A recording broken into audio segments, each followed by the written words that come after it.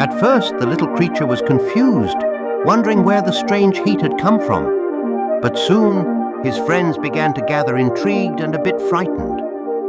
With newfound confidence, the fox embraced his unusual talent, ready to share his magic with everyone. But little did he know how this would change his life forever. Each day brought new adventures as the fox learned to control his fire, turning his once mundane life into a series of exciting escapades filled with laughter and delight.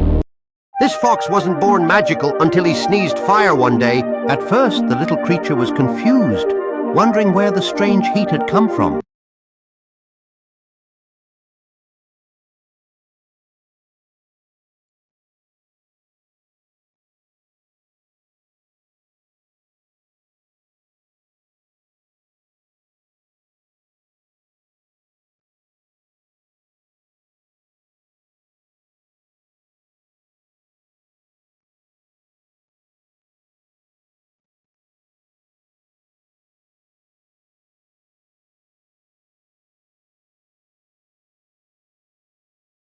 This fox wasn't born magical until he sneezed fire one day.